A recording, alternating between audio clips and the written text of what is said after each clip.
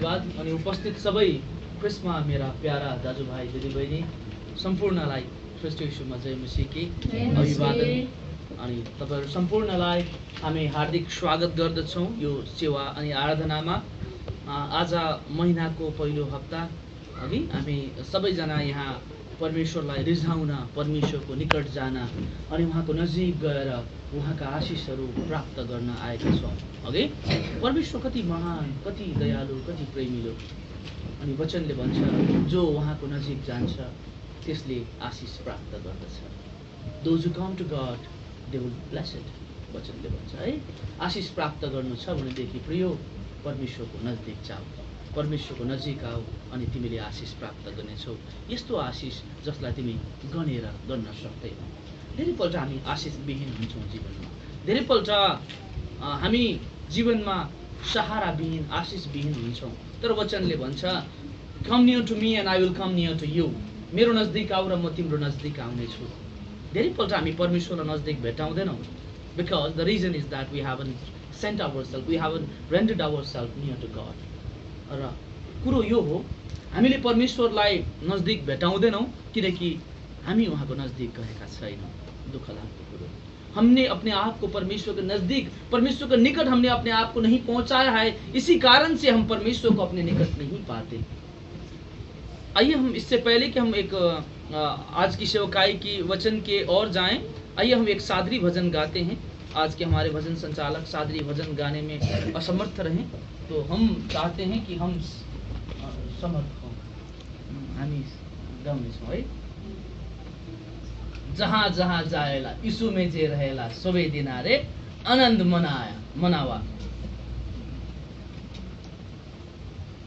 जहाँ जहाँ जाएला वहाँ उकर परिचय शोभे के देवेला प्यार। यीशु में जे रहेला सबै दिनारे आनंद मनावा। यीशु में जे रहेला सबै दिनारे आनंद मनावा। जहाँ जहाँ जाएला वहाँ उकर परिचय सबे के देवेला प्यार। जहाँ जहाँ जाएला वहाँ उकर परिचय सबे के देवेला प्यार। वचन में जे रहेला सबे दिनारे आनंद मनावा। वचन में जे रहेला सबे दिनारे आनंद मनावा। जहाँ जहाँ जाएला वहाँ उकर परिचय सबे के देवेला प्यार।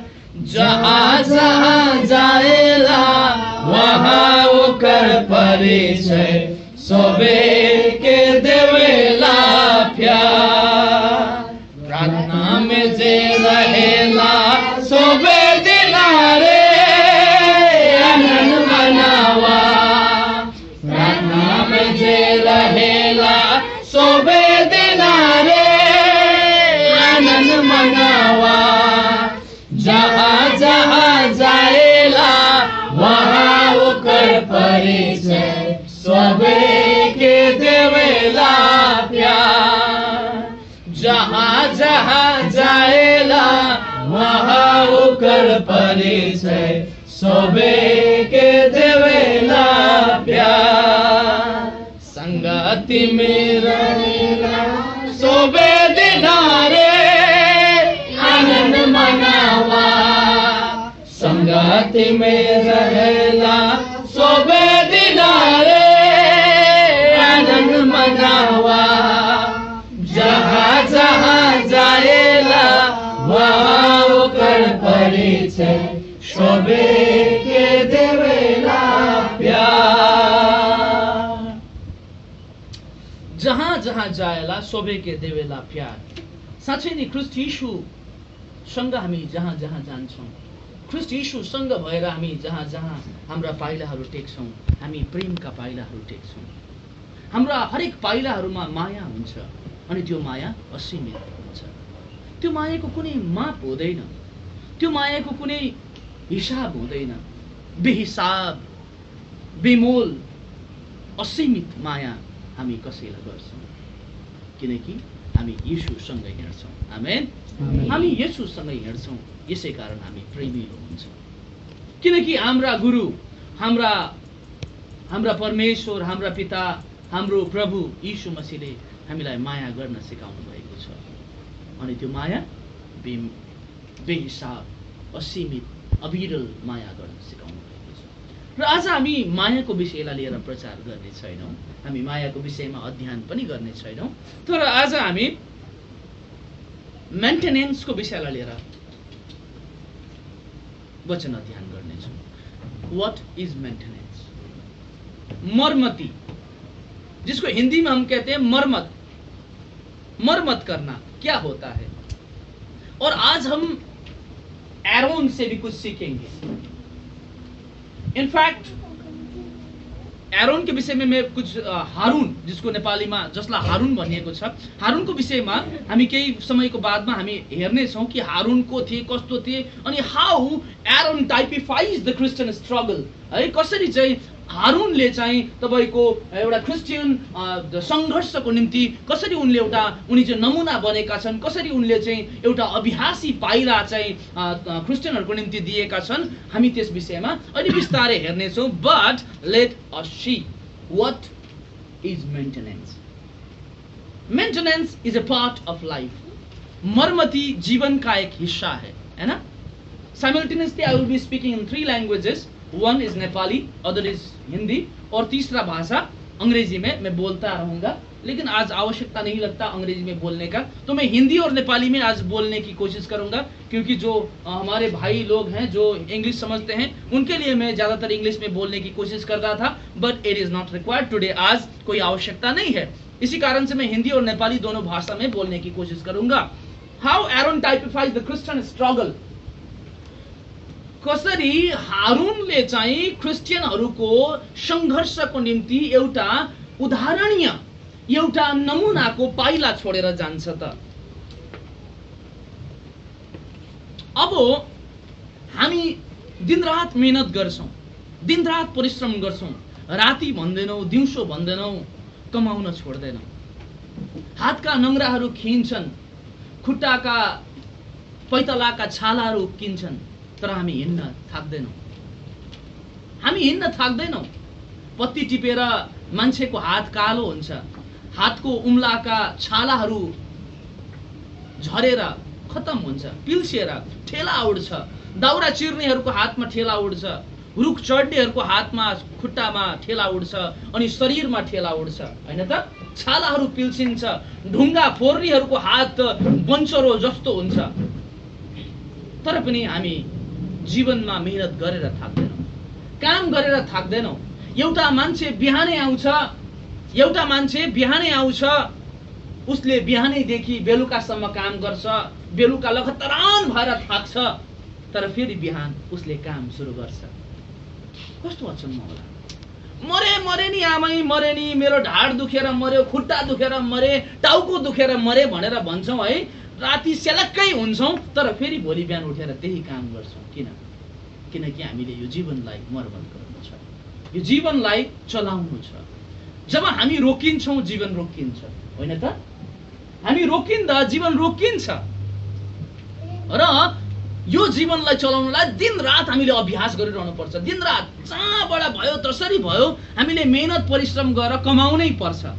कमाएनौ, जीवन एउटा जटिल अवस्थामा पुग्न सक्छ, जीर्ण अवस्थामा पुग्न सक्छ। एन्ड कन्सिडरिङ दिस, खोलौँ न त्यसलाई। अनि यस विषयलाई लिएर वचनले के भन्छ त? के हामीले जीवनमा मात्रै परिश्रम गर्नुपर्छ? हाम्रो फिजिकल लाइफको लागि मात्रै हामी बिहान उठेर बेलुकासम्म काम गर्नुपर्छ त? विश्वासको विषयमा बाइबलले के भन्छ त? दोस्रो तिमोथी 2 अध्यायको 1 पददेखि 5 पदसम्म कसैले ठुलो स्वरले पढिदिनुहोस्। हिंदी में और या तो नेपाली में। भाई अनिल आप पढ़ दीजिए 2 Timothy chapter 2 verse 1 to 5।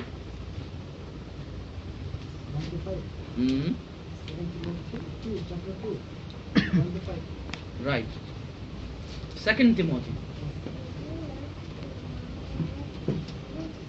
2 Timothy 2 अध्याय का 1 से 5। इसलिए हे मेरे पुत्रा, तू उस अनुग्रह से जो मसीह यीशु में है बलवंत हो जा, और जो बातें तूने बहुत से गवाहों के सामने मुझसे सुनी है उसे विश्वासी मनुष्यों को सौंप दो, जो दूसरों को भी सिखाने के योग्य हो। मसीह यीशु में अच्छे योद्धा के समान मेरे साथ दुख उठा। जब कोई योद्धा लड़ाई पर जाता है तो इसीलिए कि अपने भर्ती करने वाले को प्रसन्न करे, अपने आप को संसार के कामों से नहीं फंसाता। फिर अखड़े में लड़ने वाला यदि विधि के अनुसार ना लड़े तो मुकुट नहीं पाता। धन्यवाद। परमेश्वर इस वचन पढ़ाई में अपने दास को आशीष दें। और यहाँ पर लिखा गया है कि इवन फेथ रिक्वायर्स मेंटेनेंस, विश्वासलाई पनि मर्मतीको खाँचो पर्छ। धेरैपल्ट हाम्रो विश्वास डगमगाउँछ, हाम्रो विश्वास यताबाट उता हुन्छ, हाम्रो विश्वास चर्किन्छ, हाम्रो विश्वासमा खिया लाग्छ, हाम्रो विश्वास थोत्रो भएर जान्छ। अनि यस्तो हुँदा चाहिँ हामीले हाम्रो विश्वासलाई हमें अपने विश्वास को मरम्मत करना पड़ता है। जैसे कि हम अपने गाड़ियों को मरम्मत करते हैं। कुछ दिन पहले मैंने अपने बाइक को मेंटेन किया, उसको सर्विसिंग किया। हम अपने जब घर खराब होता है तो हम उस घर को मेंटेन करते हैं, हम कलर करते हैं ना, रंग लगाउँछौँ, हामी काँटी ठोक्छौँ, नयाँ नयाँ चीज बीज लगाउँछौँ, घरलाई मेंटेन गर्छौँ। अघि बिहानै शुभले मलाई भन्दै थियो कि हामीले यो सोफालाई मेंटेन गर्नुपर्ने भयो। तपाईले आजै गएर आज भ्याउनु भयो भनेदेखि, किनकि भोलि मेरो मिटिङ छ हेमिल्टनगन्जमा र म हेमिल्टनगन्ज भोलि गइहाल्छु। पर्सि आउँछु, निकोर्सी फेरि कलकत्तामा एउटा मिटिङ छ, म कलकत्ता गइहाल्छु। हाम्रो भाइ असित पनि जानुहुन्छ र कलकत्ताबाट 9 तारिक आउँछु। फेरि 19 तारिक म एउटा मिटिङ छ गुवाहाटीमा र म गइहाल्छु त्यहाँ। र यसरी हाम्रो जीवनको शेड्युल्सहरू अत्यन्तै व्यस्त हुन्छ। तर यो व्यस्तताको बावजुद पनि हामीले धेरै कुराहरूलाई मेन्टेन गर्नुपर्छ, हैन त? सुबले भन्दै थिइन् कि यो सोफालाई चाहिँ लगेर पहिला मेन्टेन गरेर ल्याउनुहोस्, यसलाई मेन्टेनेन्स रिपेयर गरेर ल्याउनुहोस् भन्दै थियो। ठिकै छ, अहिले जाउँला। अनि उनले भन्दै थियो यसलाई चाहिँ कालो रङ लगाउनु पर्छ, कालो रङ लगाएर त्यहाँबाट व्हाइट कलरको चाहिँ तपाईको कुसन लगाउनु पर्छ, व्हाइट कलरको सिटर, अनि सोफा चाहिँ ब्ल्याक कलरको भनेर मलाई इन्टरनेटबाट पिक्चरहरू पनि उनले फोटोहरू देखाउँदै थिइन्। बट यहाँबाट म के रिलेट गर्न चाहदैछु भन्दाखेरि every single thing in life is to be maintain, is to be repaired. संसारको हरेक कुरालाई हामीले रिपेयर गरिरहनु पर्छ। धेरै दिनसम्म तपाई कसैसँग बोल्नु भएन भनेदेखि तपाईको सम्बन्ध चर्किन्छ। धेरै दिनसम्म तपाई कसैसँग रिसाइरहनु भयो भनेदेखि तपाईलाई रिसाउने आदत हुन्छ, हैन? कोही मान्छे कोहीसँग झगडा गरिरहन्छ भनेदेखि त्यो मान्छेको आदत नै त्यहाँबाट झगडा गर्ने हुन्छ। म धेरै पल्ट भन्छु, तपाई फेड अप भइसक्नु भयो होला, यो चाहिँ सबकन्सियस माइन्डको खेल हो। एउटा मान्छे दिनरात किचकिच गरिरहन्छ, एउटा मान्छे बिहानै उठेर बोलिरहन्छ, किचकिच गरिरहन्छ भनेदेखि 1 दिन 2 दिन 3 दिन 4 दिन 5 दिनको बादमा त्यो उसको आदतै हुन्छ। त्यहाँबाट उसले बिहान किचकिच गरेन भनेदेखि मैले के गरिनछु हुन्छ। एउटा मान्छेले सबलाई हँसाउने कोसिस गर्छ भनेदेखि उसको आदतै सबलाई हँसाउने हुन्छ। अनि हर दिन उसले मान्छेलाई हँसाउने कोसिस गर्छ, किनकि उसलाई लाग्छ, उसको सबकन्सियस माइन्डलाई, उसको अवचेतन मनलाई लाग्छ कि ऊ चाहिँ एउटा हँसाउने व्यक्ति हो। कोही रिसाउने मान्छे केही भएको छैन, कसैले केही भनेको छैन, कहीँबाट केही निष्कर्षहरू निक्लेको छैन, तर हनुमान भएर बसिरहेको छ। के भयो तिमीलाई? बोल्दैन। किन? अनि आज बोल्दैन, आज सायद घमण्डले नबोलेको होला, भोलि तपाईँको रिसले नबोलेको होला, पर्सि तपाईँको दुःखले नबोलेको होला, निकोर्सी तपाईँको आँसुले नबोलेको होला, काने कोर्सी आदतले बोल्दैन। यानि कि हामीले हाम्रो जीवनको हरेक कुरालाई रिपेयर गर्न खाँचो छ। यानि कि I can be what I want to be with God. परमेश्वर हुनुहुन्छ भनेदेखि म त्यही बन्न सक्छु जो म बन्न चाहन्छु। एउटा मान्छे त्यही बन्छ जो ऊ बन्न चाहन्छ। रिसाइराख्ने व्यक्ति बन्न चाहन्छ भनेदेखि ऊ रिसाइराख्ने व्यक्ति हुन सक्छ। दुखी हुने, आँसु रोइराख्ने दिनैभरि है तपाईको हर स्ट्याटसमा आँसु हुन्छ भनेदेखि त्यो व्यक्ति आँसुमै डुबिरहन्छ। तर हर जीवनको हर स्ट्याटसमा, हर प्रसङ्गमा, हर कुरामा यदि ऊ खुसी रहन चाहन्छ अनि खुसी बाँड्न चाहन्छ भनेदेखि ऊ खुसी रहन्छ र खुसी बाँडिरहन्छ। आमेन। विथ गॉड, परमेश्वरको सहित परमेश्वर हुनुहुन्छ भनेदेखि चाहिँ यो सम्भव हुन सक्छ। अब पहिलो कोरिन्थी 1 Corinthians chapter 15 verse 58 ले भन्छ, पहिलो कोरिन्थी 15 अध्याय छिटो छिटो पढ्नु चाहिँ, I have lot more verses and lot more things to say. अनि कसैले मलाई आज निर्देशन दिँदै हुनुहुन्थ्यो कि आजको सर्मन चाहिँ जति सक्दो छोटो भए असल हुने थियो। रिक्वेस्ट होइन, कमान्ड आइरहेको छ मलाई र म त्यो कमान्डमा प्रेसराइज छु, सप्रेस्ड छु र म तपाईहरुलाई यसलाई छोटो बनाउने प्रयत्न गर्नेछु। पहिलो कोरिन्थी 15 अध्यायको 58 पद हतार पढिदिनुहोस्। यसै कारण मेरो प्रिय भाइयो, स्थिर र अटल रहो। परम प्रभुको काममा सधैँ बढ्दै जाऊ। किनकि तिमीहरू जान्दछौ कि तिमीहरूको परिश्रम व्यर्थ हुँदैन। कि तिमीहरूको प्रभुमा गरेको परिश्रम चाहिँ व्यर्थ हुँदैन। आमेन। हरेक व्यक्ति जसले चाहिँ एउटै पाइला पनि ख्रीष्ट यीशुको लागि, प्रभुको लागि चालेको छ भनेदेखि त्यो पाइला चाहिँ बेकार जाँदैन। आमेन। परमेश्वरले प्रतिज्ञा गर्नुहुन्छ आफ्नो धर्मशास्त्र, आफ्नो बाइबलद्वारा, आफ्नो जीवनको पुस्तकद्वारा कि यदि तिमीले if you take an initiative to step a single step for me, I will reward you abundantly bountifully. यदि तिमीले चाहिँ मेरो निम्ति एउटै मात्र पाइला पनि सारेका छौ भनेदेखि म त्यो पाइलालाई भुल्ने छैन। मैं नहीं भूलूंगा, मैं तुझे तेरी कार्यों का उपहार, तेरे कार्यों की प्रतिफल में तुझे दूंगा। परमेश्वर कहता है, I get discouraged at my failures. जब भी मैं जीवन में असफल होता हूं मुझे बहुत दुख लगता है।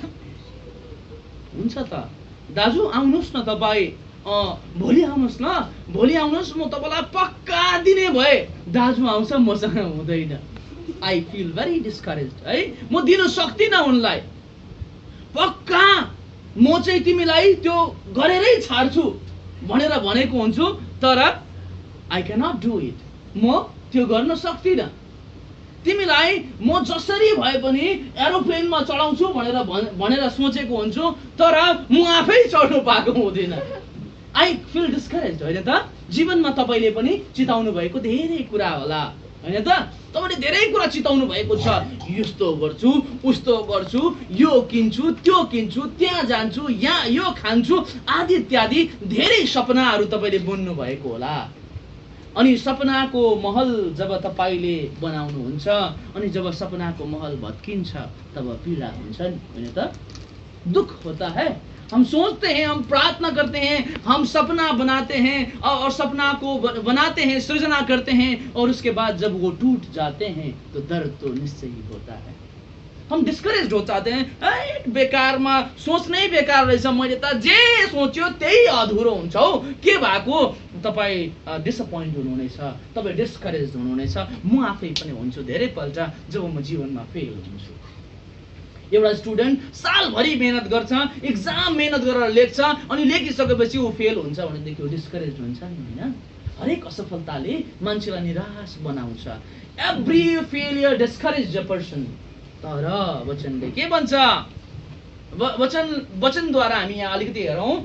Bible characters give us some insight on this. बाइबलका केही व्यक्तिहरूले, बाइबलमा भएका केही मान्छेहरूले, बाइबलका केही हिरोहरूले तपाईँ हामीलाई यस विषयमा केही शिक्षा दिन्छ। बाइबलमा धेरै हिरोहरू छन् हैन? मोजेस त हिरो, मूसा हिरो होइन हो त? हारुन हिरो होइन हो त? आज हामी हारुन भन्ने हिरोको विषयमा पढ्नेछौँ। मूसा किन हिरो? लाल समुद्र तारेर चट्टानलाई हिर्काएर है परमेश्वरसँग बोल्ने मूसा हिरो होइन त? हो नि, बाइबलको हिरो हो। तर यी हिरोहरू पनि असफल भएका छन्।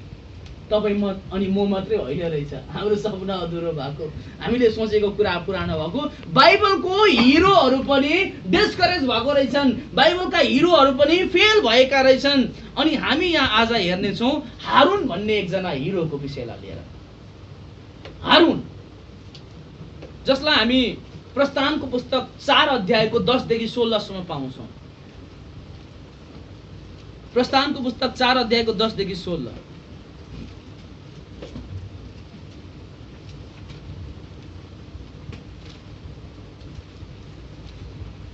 पढिदिनुहोस् त। त्यसपछि मूसाले परमप्रभुलाई भने, प्रभु म बोल्नमा उति सिपालु छैन, न त अघि म सिपालु थिएँ, न अहिले तपाईँ बोल्नु भएपछि म सिपालु भएको छु, किनकि म बोल्नमा र जिब्रो चलाउनमा ढिलो छु। परमप्रभुले तिनलाई भन्नुभयो, मानिसको मुख कसले बनायो? मानिसलाई लाटो वा बहिरो कि देख्ने वा अन्धो कसले बनाउँछ? के म परमप्रभुले नै होइन र? अब जा, म तँलाई बोल्न सहायता गर्नेछु र तैँले के बोल्नु पर्ने हो सो सिकाउने छु। तर मूसाले भने, हे प्रभु, बिन्ती छ, अरू कसैलाई नै पठाउनुहोस्। तब परमप्रभुले को क्रोध मूसामाथि उठ्यो र उहाँले भन्नुभयो, कि लेवी हारुन तेरो दाजु छैन र? मलाई थाहा छ कि त्यो राम्ररी बोल्न सक्छ। त्यो तँलाई भेट्न आउँछ र तँलाई देखेर त्यो खुसी हुनेछ। त्यसैसँग यो कुरा गर र त्यसैले भन्नुपर्ने कुरा तैँले बता र म तिमीहरूलाई दुवैसँग हुनेछ र तिमीहरूले के गर्नुपर्ने हो सो बताउनेछु। हजुर, यहाँ हामी देख्छौँ कि मूसालाई परमेश्वरले भन्नुहुन्छ जलिरहेको पोथ्रोबाट कि ए मूसा, तँ जा, मेरा इजरायली जातिहरूलाई, तिनीहरू दासत्वमा परेको छ, दे आर इन क्याप्टिभिटी, तिनीहरूलाई त्यो क्याप्टिभिटी, त्यो दासत्वबाट तैँले निकाल र निकालेर ल्याएर इजरायल यानि कि त्यसको प्रतिज्ञाको भूमिमा तैँले निकालेर ल्याउनु पर्छ। अनि त्यसको लागि चाहिँ त फारो राजासँग गएर बोल भनेर भन्नुहुन्छ परमेश्वरले। त्यसो भन्दा मूसाले भन्छन्, प्रभु म त बोल्नु पनि जान्दिनँ, म कसरी बोल्नु? त्यत्रो राजासँग म बोल्नु सक्दिनँ भन्दा परमेश्वर रिसाउनुहुन्छ। परमेश्वरले मूसालाई भन्नुहुन्छ कि तेरो दाजु हारुन छ, त्यो तँलाई भेट्न आउँदैछ, अनि त्यो हारुन चाहिँ तेरो लागि बोलिदिनेछ। अनि हारुन चाहिँ को थिए भन्दाखेरि, हारुन चाहिँ साक्के मूसाकै दाजु थिए, मूसाकै दाजु थिए र उनी चाहिँ तेस्रो नम्बर है तपाईको मूसा, हारुन चाहिँ तपाईको सेकेन्ड नम्बरको छोरो थिए, यानि कि 3 जना छोरा थिए। ओम्रेमले आफ्नी फुपू योकेबेदलाई विवाह गरे अनि उनीहरूबाट चाहिँ 3 जना छोराहरू भए। अनि पहिलो चाहिँ मूसा थिए, त्यहाँबाट तपाईको के अरे यो हारुन थिए, हारुन थिए, त्यसको बादमा मूसा थिए। यहाँ हेर्नुहोस् त। र मूसा भन्दा चाहिँ हारुन ठुलो दाजु थिए। र जब हामी देख्छौँ उनले चाहिँ, यो हारुन भन्ने व्यक्तिले चाहिँ मूसाकै दाजु भए तापनि उनले 83 वर्ष चाहिँ 83 इयर्स चाहिँ उनले तपाईको मिस्रको दासत्वमा बिताएका थिए। जब उनी 123 वर्षको भए तब उनलाई होर भन्ने पर्वतमा उनको मृत्यु भयो। हामी यसरी जान्दछौँ हारुनको विषयमा। अब हारुन कुन कुराहरूमा असफल भए त हेरौँ।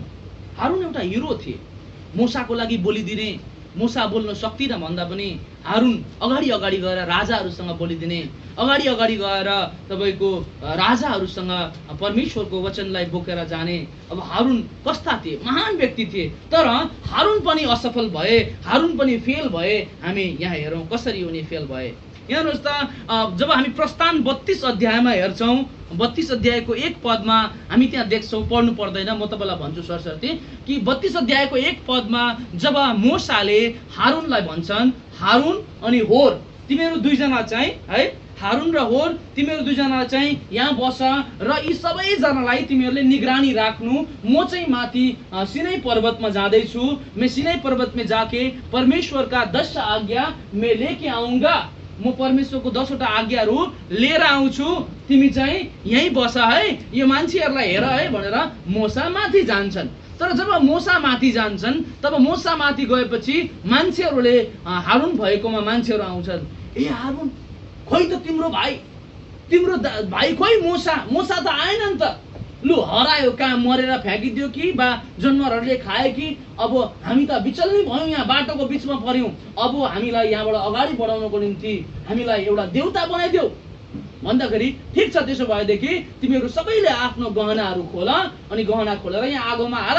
अनि आगोमा हालेपछि उनीहरूको सुनको गहना, सुनलाई पग्लाएर हारुनले चाहिँ उनीहरूको निम्ति एउटा बाछा बनाउँछ, गाईको बाछा। अनि त्यो बछेडालाई चाहिँ उनीहरूले बछेडालाई अगाडि अगाडि सार्दै नाच्दै हामीलाई मिश्रबाट निकाल्ने देउता भन्दै तपाईँको उनीहरू उफ्रिन थाल्छन्, नाच्न थाल्छन्। यहाँ हेर्नुहोस् त, हामी यहाँ देख्छौँ कि मोसाले हारुन अनि होरलाई यी सबै कुराको इन्चार्ज बनाएका थिए, यी सबै कुराको इन्चार्ज बनाएका थिए। सबै कुरालाई देखरेख गर्ने मुख्य हाकिमको रूपमा मोसाले छोडेर गएका थिए हारुन अनि होरलाई। कसलाई? हारुन अनि होरलाई। यहाँ हेर्नुहोस् त, एउटा दुःख लाग्दो कुरा, मिश्र देशबाट निकालेको केवल 40 दिन मात्रै भएको थियो। यानी कि 40 दिनमा परमेश्वरले कत्रो कत्रो अचम्मको कार्यहरू गर्नुभयो। अचम्म, लाल समुद्रलाई 2 फ्याक पार्नुभयो है, हजारौं लाखौंको रूपमा मात्रामा आएका मिश्रीहरूलाई परमेश्वरले चकनाचुर पार्नुभयो है। देख्दा देख्दै तपाईको समुद्रमा बाटो बनाउनु भयो, सुक्खा जमिन, पानी 2 भाग हुँदाखेरि एकजना लेखकले भनेका छन् कि जब खोलाको पानीलाई हामी 2 भाग गर्छौं, बीचमा हिलो हुन्छ हैन त, पानी भित्र त हिलो हुन्छ, तर लाल समुद्रको पानी जब 2 भाग भयो तब त्यहाँको पानीको बीचको बाटोमा हिलो थिएन, त्यो सुक्खा जमिन थियो। वचनले भन्छ परमेश्वरले यति आश्चर्य कर्म गर्नुभयो, अनि आश्चर्य कर्म गएको हजारौं साल पनि भएको छैन कि मान्छेले बिर्सिन सक्छ। केवल 40 दिन मात्र हुन्छ, ओन्ली 40 डेज, तर यिनीहरूले बिर्से। छक्कै पर्छु, म आफै पनि छक्कै पर्छु कि कसरी एउटा मान्छे 40 दिन अगाडि गरेको गुण 40 दिन बादमै बिर्सिने। कस्तो कस्तो बैगुनी मान्छे होला यी मिश्रीहरू, कस्तो बैगुनी होला, केही कुरा नबुझ्ने, केही कुरा नदेख्ने। र अब यहाँ हामी हेर्न सक्छौं कि आखिर किन गरे त यिनीहरूले, किन हारुन अनि तपाईको होरले चाहिँ उनीहरूको निम्ति बाछा बनाए। के लाग्छ तपाईलाई कारण? किन चाहिँ बाछा बनायो होला? के को कारणले बाछा बनायो होला? किन यिनीहरू भड्कियो होला? किनकि एउटा सबभन्दा पहिलो कुरो, सबभन्दा पहिलो कारण भनेको चाहिँ, पहला कारण था संगति। That was because of the lack of fellowship। उनके बीच में संगति नहीं था, और संगति के कमी के कारण से, because of the lack of fellowship, they were led astray। Way अपने रास्ते भटक गए, वे कुछ दूसरे ही रास्ते से निकल पड़े, क्योंकि वे संगति से वंचित हो गए थे। उनीहरू संगतिदेखि वञ्चित भएका थिए। प्रभु येशू मसीहले पनि आफ्ना चेलाहरूलाई जहिले पठाउनु भयो, कति गरेर पठाउनु भयो? 2 जना गरेर पठाउनु भयो। कहिले एक्लै पठाउनु भएन, 2 जना गरेर पठाउनु भयो, ताकि तिनीहरूमा संगतिको अभाव नहोस्। र हाम्रो जीवनमा संगतिको अत्यन्तै महत्त्व छ। परमेश्वरले हामीलाई हिब्रू 10 अध्यायको 25 पदमा आज्ञा गर्नुभएको छ। संगति अत्यन्तै महत्त्वपूर्ण भएकोले it is very important for the Christian to have fellowship. That is why God has directly commanded us to have fellowship with each other.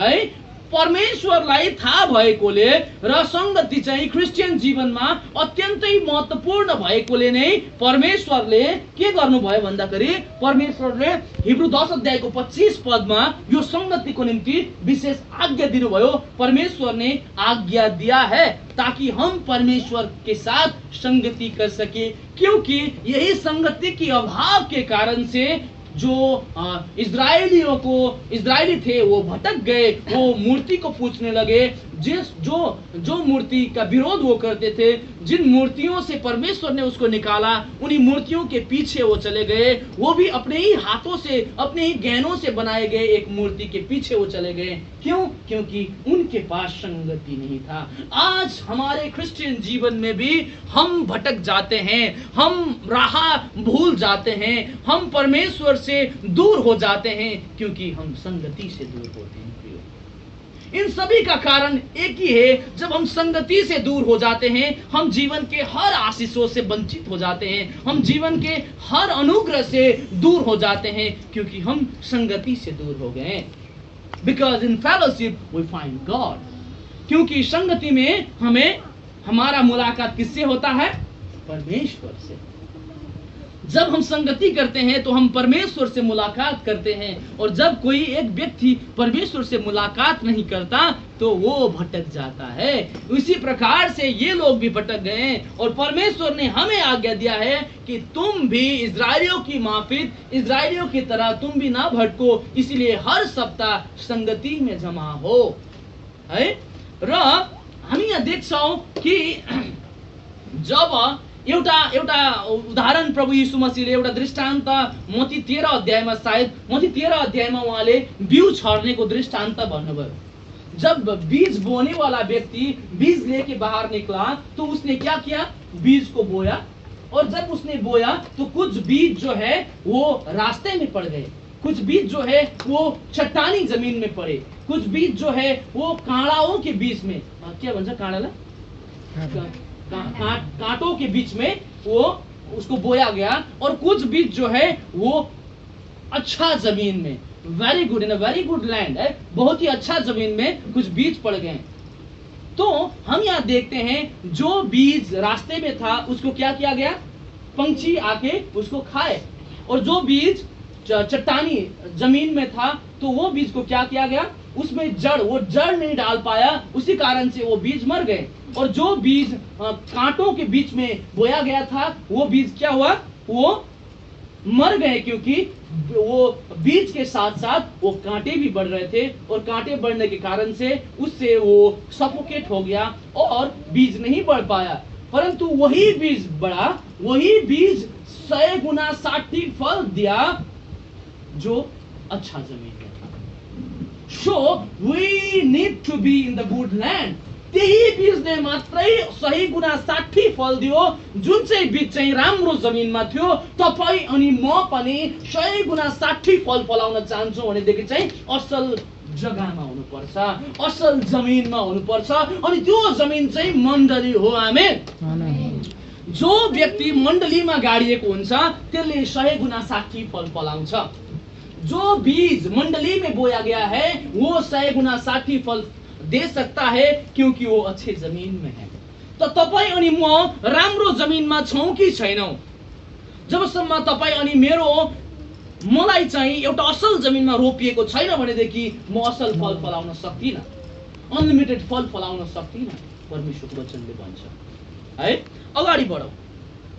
र हामीले यहाँ देख्यौं कि हामी चाहिँ ख्रिस्टमा रहनुपर्छ, अनि मात्रै ख्रिस्ट हामीमा रहनुहुन्छ। पहिलो यूहन्नाको पुस्तकमा, यूहन्ना 15 अध्यायमा, जो यदि तिमीहरू ममा रह्यो भनेदेखि म तिमीहरूमा रहनेछु, प्रभु यीशु मसीहले भन्नुभयो।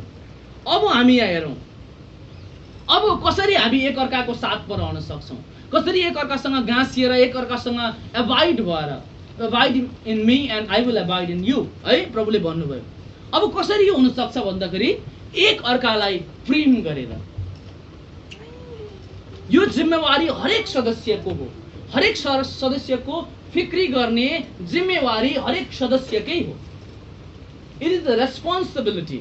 हरेक सदस्य का ये जिम्मेवारी है कि वो एक दूसरे का ख्याल रखे। जब तक मैं प्रेम जो इनफैक्ट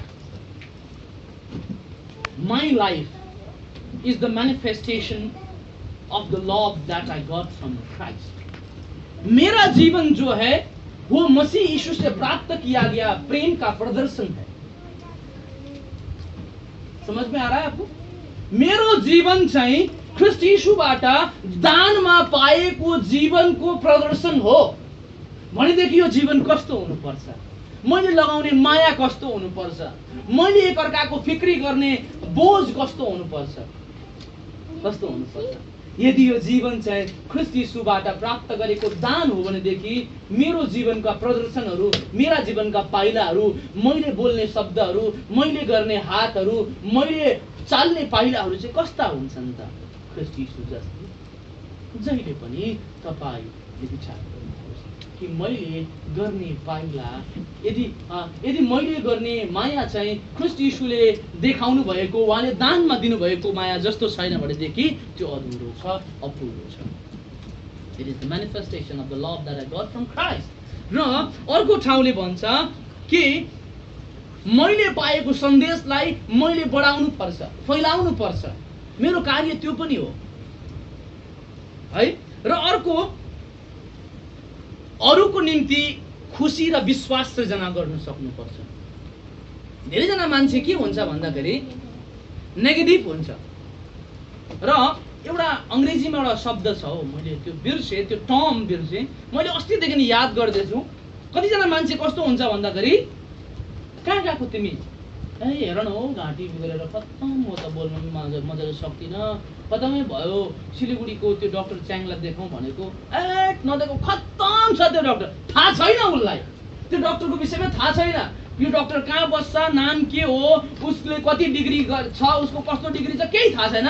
तर कोही मान्छे चाहिँ प्राकृतिक रूपमै नेगेटिभ हुन्छ। नजाऊ है, अबुई जयगाउँको एकजना मान्छेको अपरेसन गरेर उहाँ घाँटी बङ्गै बनाइदिइरहेछ, त्यो मान्छेले नजाऊ त्यहाँ। मान्छे नेगेटिभ मान्छे हुन्छ। एउटा मान्छेले भन्यो, ओ सुन न, म त हेर न 10,000 छ, यो 10,000ले मेरो एउटा स्कुटर किनौँ भनेको, के गरौँ? अबुई स्कुटर किन्छौ, स्कुटर किन्छौ, किन किन्नु पर्यो स्कुटर? हाउडीमा नकिन, लडेर मर्नलाई, खुट्टा भाँच्नलाई, राम्रै भएको सँगले जिउ बिगार्नलाई। नेगेटिभ मान्छेहरू यस्तो हुन्छन्। यानि कि कहिले तपाईलाई तपाईको उन्नतिको निम्ति सल्लाह दिँदैनन्। जहिले तपाईको अधोगति होस्। कोही मान्छेलाई फर इक्जाम्पल, उदाहरणको लागि कुनै नानीलाई मैले पिटे अरे, फर इक्जाम्पल मैले रोहितलाई हिर्काएँ अरे, आज यसले बदमासी गरेछ बिहान, अनि बदमासी गरेपछि रोहितलाई मैले पिटे अरे। अनि नेगेटिभ मान्छे चाहिँ कस्तो हुन्छ? रोहित भएकोमा जान्छु, कुटै खाइदिए बस्छस् यहाँ, जा तेरो त बाउ आमा पनि आएको छ, जा यहाँ बस्छस्, धुराइ खान्छस् अरूको, यही बस्नु, धुराइ खानु, अनि बिग्रिनु, ल लु जा बाउ आएको छ। यहाँ हेर्नुहोस् त, त्यो कुराले अब के हुन्छ, उसको दिमागमा काम गर्न थाल्छ। जान्छु म, जान्छु अब मेरो बाउ है। यानि कि यस्तो मान्छे हुन्छन् जीवनमा। तर वचनले भन्छ creating Joy and faith in others. हामी जो क्रिस्चियन हुन्छौँ, हामी चाहिँ अरूको जीवनमा खुसी भर्छौँ है। कोही खुसी हुन्छ भनेदेखि हामी त्यसमा खुसी हुन्छौँ। एउटा साँचो क्रिस्चियन चाहिँ अरूको खुसीमा खुसी हुन्छ। अरूले तपाईको यो पेन कसैले बोक्दैछ, जस्तै उदाहरणको लागि म ठुलो भएको होइन है, फेरि मेरो एकजना साथी छ तपाईको भयङ्कर, म चाहिँ भयङ्कर भएको होइन यो भनेर, तपाईको नारायणघाटमा एउटा साथी थियो, अनि उसले भन्यो, ओस् 2 दिनदेखि मलाई भनेको थियो, बिहानदेखि साथी तिम्रो घडी कस्तो मन परिरहेछ, क्या राम्रो, क्या दामी, देऊ न त भनेन उसले, कति राम्रो घडी, कहाँबाट किनेको, कतिमा किनेको? मैले भने 1200मा किनेको। ए टाइटनको घडी त राम्रो थियो। अनि भोलिपल्ट पनि बिहानै आएर उसले भनेन, त्यो दिन त आएर यसो घडी हेरेँ, मेरोबाट फुत्तै खोले, अनि मैले उहाँलाई दिएँ। मेरो नारी खाली भयो, लगभग म 1 सालसम्म मैले घडी लगाइनँ, त्यो घडी उहाँलाई दिएँ। तर मैले अनि एकछिन बादमा मैले सोचेँ, गरेँ मैले बित्थामा घडी दिएको जस्तो मलाई मनमा पनि भयो। अलिकति म साँचो बोल्दैछु, किन यति छिटो हतार खोलेर दिइहाल्नु हुँदैन थियो। त्यहाँबाट यस्तो बिस्तारो तपाईँको एसबिआईको कुरो हो यो, त्यहाँबाट यस्तो बिस्तारो खिड्कीबाट यसो हेरेको त त्यो मान्छे जसलाई मैले घडी दिएँ त्यो मान्छेले तपाईँको घडी हेरिरहेको रहेछ अरे, हातमा लगाएर हेरिरहेको रहेछ अनि मुस्कुराउँदै हेरिरहेको रहेछ। कल्पना गर्नुहोस्, तपाईँले दिएको सानो गिफ्टले कुनै मान्छेको जीवनमा खुसी भर्छ भनेदेखि तपाईँ धन्य हुनुहुन्छ। तपाईँको एउटा पाइलाले कुनै मान्छेको जीवनमा खुसी आउँछ भनेदेखि 1000 पाइला चाल्नुहोस् त्यस्तो। वचनले भन्छ feel a person with joy and faith, यानी कि हाम्रो काम कसैलाई नेगेटिभ गराउने होइन, कसैको उन्नतिको तगारो बन्ने होइन। हाम्रो काम चाहिँ कुनै मान्छेको जीवनमा खुसी भरिदिने अनि उसको जीवनमा विश्वास भरिदिने हो। अविश्वासीको जीवनमा विश्वास भएर देखाइदिनु होस्, त्यो तपाईँको कार्य हो। प्रभुले तपाईँलाई दिनुभएको जिम्मेवारी त्यो हो। कसैले भन्दैछ मलाई त कति दिन भयो खोकी लाग्दैछ, के गर्नु, खोइ खोकी जाति भएन, कुन चाहिँ डक्टर देखाउँ हौ। कसैले भन्यो के को डक्टर देखाउनु हौ, प्रभुमा प्रार्थना गर न। कहिले पनि तपाईँ अब त्यहाँ बाधक नहुनुहोस्, उसको विश्वासको बाधक नहुनुहोस्। के को प्रार्थना गर्दा प्रार्थनाले खोकी निको हुन्छ, कोरेक्स खाउ न जाति हुन्छ। कहिले बाधक नहुनुहोस्, बरु उसको विश्वासलाई थपिदिनुहोस्। वचनले भन्छ always add flavour to their faith, कुनै पनि मान्छेको विश्वासलाई अझ बढाइदिनुहोस्, घटाउने काम नगर्नुहोस्। किनकि जसले विश्वासलाई घटाउँछ वचनले भन्छ त्यस्तो मान्छेलाई त तपाईँको घाँटीमा जाँतो बाँधेर चाहिँ तपाईँको समुद्रमा फ्याँकिदिएको असल। कल्पना गर्नुहोस्, समुद्रमा त्यसै पनि मान्छे डुबेर मर्छ, झन् घाँटीमा जाँतो झुन्डाइदिएको छ भने त निक्लिन सक्छ। कल्पना गर्नुहोस् त, बडा अचम्मको कुरो छ। यसै कारण continue joy and faith for others. र मण्डलीको उपस्थिति चाहिँ केवल तपाईँहरूको लागि मात्र होइन, मेरो लागि पनि हो। म घमण्डको साथमा भन्छु, मेरो जीवनमा मैले एक दिन मात्रै आजसम्म 2002 देखि तपाईँको 2000 कति भयो अहिले, कति हो 2015 भयो, यति वर्षमा म एक दिन मात्रै सङ्गति गएको छुइनँ, एक दिन मात्रै मैले प्रभु भोज खाएको छुइनँ। दुःखको कुरा हो, तपाईँहरू कतिले त एक दिन पनि बिराउनु भएको छैन होला।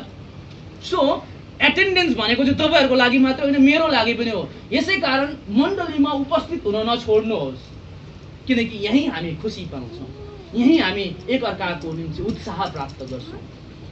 10 वटा काम छोड्नुहोस्। मैले तपाईँलाई एक दिन धेरै अगाडि एउटा उदाहरण दिएको थिएँ। दक्षिणपाडामा एउटा मान्छे थियो अरे, सब्जी व्यापार गर्थ्यो रहेछ, सब्जी बेच्थ्यो रहेछ। अनि उसले चाहिँ तपाईँको सब्जी, अब आइतबार चर्च हुन्छ, बजार कहिले लाग्छ, आइतबार नै लाग्छ।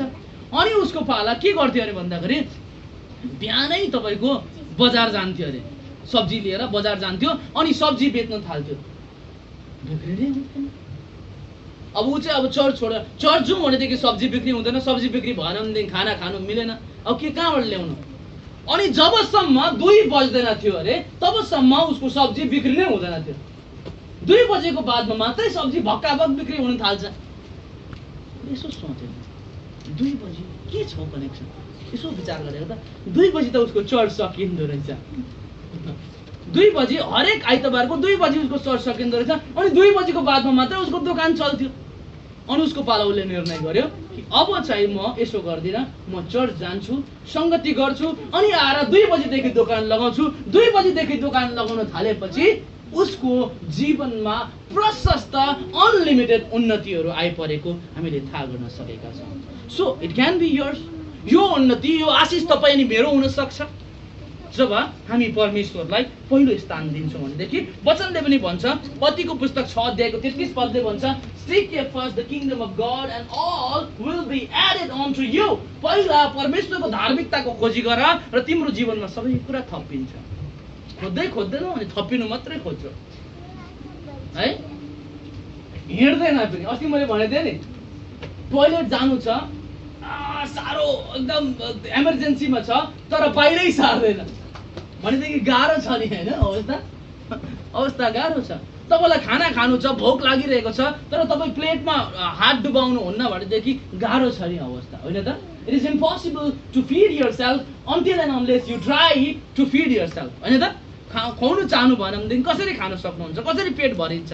सो हामीले अलिकति इनिसिएटिभ लिनै पर्छ। आशिष प्राप्त गर्न चाहनुहुन्छ घरभित्र आउनुहोस्, परमेश्वरको घरमा आउनुहोस् र त्यो मण्डली हो। अब हामी यहाँ अझै हामीले हेरेका छैनौँ यहाँ। अब हारुन असफल हुनुको पहिलो कारण के थियो?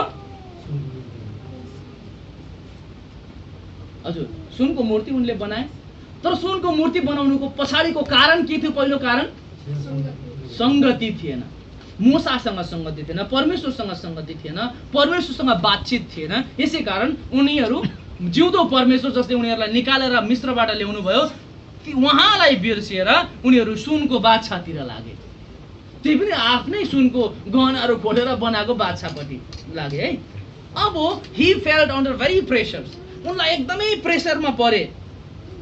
जब तपाईको मोसा आए, मोसा माथिबाट आएर उनले भने, मोसाले है तपाईले 32 अध्यायको 22 पदमा पढ्नु पाउनुहुन्छ कि मोसाले सोधे के गरेको यस्तो तिमीले यस्तो के गर्यौ हारुन? तिमी र हुरलाई त मैले जिम्मेवारी दिएर गएको थिएँ, किन तिमीले यस्तो गर्यौ, किन यस्तो उपद्रव गर्यौ भन्दाखेरि तपाईको के गरे भन्दाखेरि हारुनले मान्छेहरूलाई दोष लगाए। कहाँ मैले गरेको त? यिनीहरूले नै गरिदेऊ, हाम्रो लागि देउता बनाइदेऊ, हामीलाई अगाडि बढाउन देउता बनाइदेऊ भनेर पो त मैले गरेको। जीवनमा हामी यस्तै गर्छौँ। अभिषेक फुट जाँदै थियो, खुट्टाले लागेर तपाईँको सिसाको ग्लास फुट्यो। अनि तपाईँको मैले अभिषेकलाई सोधेँ, अभिषेक किन फुटाइस् ग्लास? होइन, निरजले मलाई पछाडिबाट ठेल्यो। हामी सबभन्दा पहिला ब्लेम गर्छौँ, ब्लेम यानि कि अरूलाई दोष लगाउँछौँ, आफूले दोष लिने आँट हुँदैन हामीसँग। मलाई लाग्छ कि मैले अरू कसैलाई दोष लगाएँ भनेदेखि चाहिँ म चाहिँ बाँच्छु। हारुनले पनि यही सोचेका थिए। यसै कारण हारुनले भने मैले कहाँ गरेको, यही मान्छेहरू हो पछि लागेर यी हामीसँग गहना छ, यो गहनाको सुनको देउता बनाइदेऊ, हामीलाई बाछा बनाइदेऊ भनेर भन्यो। अनि त्यहाँबाट मैले त हेर्नुहोस्, मैले त केही पनि गरिनँ मोसाज्यू, मेरो भाइ, मैले केही गरिनँ। मैले त यो गहनाहरू सबै यस्तो गरेर लिएँ अनि लिएर आगोमा हालिदिएको। आगोमा पोलिँदा त एकछिनको बादमा त बाछा पो बनेर निक्ल्यो। हेर्नुहोस् त, हाउडी बोलेन यो मान्छेले। सुनको गहना हालिदियो अनि पोलिँदाखेरि चाहिँ सुनको गहना बाछा बनिन्छ। त्यसलाई त शिल्पकारहरूले है तपाईँको सुनारहरूले मजाले तपाईँको त्यसलाई ढाँचा दिएर बाछा बनाउनु पर्यो नि। सुनको गहना चाहिँ तपाईँको आगोमा हाल्दाखेरि कुनै पनि सुनको गहना तपाईँको बाछा बनिँदैन। सबभन्दा पहिला उनले के गरे भन्दाखेरि अरूलाई दोष लगाए। क्रिस्चियन जीवनमा पनि हाम्रो असफलताको सबभन्दा ठुलो कारण भनेको चाहिँ अरूलाई दोष लगाउनु हो। हामी जीवनमा कहिले इनिसिएटिभ लिँदैनौँ। यहाँ कस्तो राम्रो मान्छे, तपाईँको बाथरुममा त ड्याममै पानी भरेर राखेको छ, कसले राखेको भन्यो भनेदेखि 10वटा हात उठ्छ, मैले राखेको है। यो ग्लास कसले फुटायो? अनिल भाइ त्यही बाटो जाँदै थियो, हामी दोष लगाउँछौँ है। यानि कि ब्लेम गेम चाहिँ सबभन्दा पुरानो गेम हो, यानि कि सबभन्दा पुरानो खेल। जब आदमलाई परमेश्वरले सोध्नुभयो, आदम तैँले किन यो फल खाइस्? आदमले के गर्यो भन्नुहोस् त? सबभन्दा पहिला दोष लगायो। तपाईँले दिएको स्त्रीले त मलाई खानु भनेर त मैले खाएको। हब्बालाई जब परमेश्वरले सोध्नुभयो, हब्बा तैँले किन यस्तो घोर अपराध गरिस्? अनि तपाईँले त्यो साँप आएर मलाई खा भन्यो भने त मैले खाइदिएँ नि। हेर्नुहोस् त, दोष यानि कि यो ब्लेम गेम चाहिँ संसारको सबैभन्दा प्राचीन खेल हो, प्राचीन गेम हो। र हाम्रो असफलताको सबभन्दा पहिलो कारण भनेको पनि यही दोष लगाउने गेम नै हो। जीवनमा सफल हुन चाहनुहुन्छ, इनिसिएटिभ आफैले लिनुहोस्। हेर्नुहोस् न, एकपल्ट सत्य बोलेर हेर्नुहोस्। हामीलाई धेरैपल्ट truth is stranger than fiction भनेर अङ्ग्रेजीमा भनिन्छ। यानि कि दन्त्य कथाहरू भन्दा चाहिँ तपाईँको सत्य चाहिँ सामर्थ्यलो र अनौठो हुन्छ, अनौठो हुन्छ। र वचनमा एकपल्ट वचनलाई पालन गरेर एकपल्ट तपाईँले सत्य बोलेर हेर्नुहोस्, कसैलाई दोष नलगाइकन। तपाईँले ग्लास तोड्नुभयो, नानीहरूले पनि। उदाहरणको लागि रोहित जाँदै थियो, रोहितले एउटा ग्लास फुटायो। यो ग्लास कसले फुटायो भन्दाखेरि रोहितले हिम्मत गरोस्, पापा मैले फुटाएँ, तर म जाँदै मैले देखियो, मैले गल्ती गरेँ, मलाई क्षमा गर्नुहोस्। एकपल्ट भनेर त हेरौँ। तर हामी डराउँछौँ सत्यसँग। अनि झुटलाई चाहिँ हामी अपनाउँछौँ अनि त्यही नै हाम्रो आदत हुन्छ प्रिय। त्यही नै हाम्रो आदत हो। सबभन्दा छिटो हामी दोष लगाइहाल्छौँ, सबभन्दा छिटो हामी दोष लगाउँछौँ र यसलाई एउटा आदत बनाऊ। हारूनले यही गरे, यो मान्छेहरूले गर्यो, यिनीहरूले त मलाई सुनको गहना दियो, मैले त के गरेर, मैले त आगोमा हालिदिएँ, आगोमा हालेको ढ्याङ आफै तपाईँको सुनको बासा बनेर निक्ल्यो, मैले त केही गरिनँ। एक त उनले दोष लगाए, दोस्रो तपाईँको उनले 3 अध्याय 32 अध्यायको 24 पद अनुसार उनले झुट बोले। मैले सुनको गहना हालिदिएँ, गहना हालेको त ढ्याङ तपाईँको बाछा भयो। त्यस्तो भएको थियो वास्तवमा? भएको थिएन। सुनको गहना हालेर पोलेर त्यसलाई खारेर अनि त्यसलाई चाहिँ तपाईँको सुनार लगाएर है मजाको बाछा बनाएर त्यहाँबाट तिनीहरूले पुज्न थालेका थिए। र उनको फेलियरको दुईटा कारण भनेको एउटा चाहिँ अरूलाई दोष लगाउनु र अर्को चाहिँ झुट बोल्नु थियो। जीवनमा जेसुकै होस् अरूलाई दोष नलगाउनुहोस्, जीवनमा जेसुकै होस् झुट नबोल्नुहोस्। र जब अब परमेश्वरले हारून अनि होरलाई अनि ती समस्त मान्छेलाई सर्वनाश पार्ने निर्णय लिनुभयो, तब मोसा बिचमा आयो। मोसाले हस्तक्षेप गरे। मोसाले 32 को 10 अनि 11 मा हेर्नुहोस् त, 32 अध्यायको 10 अनि 11 मा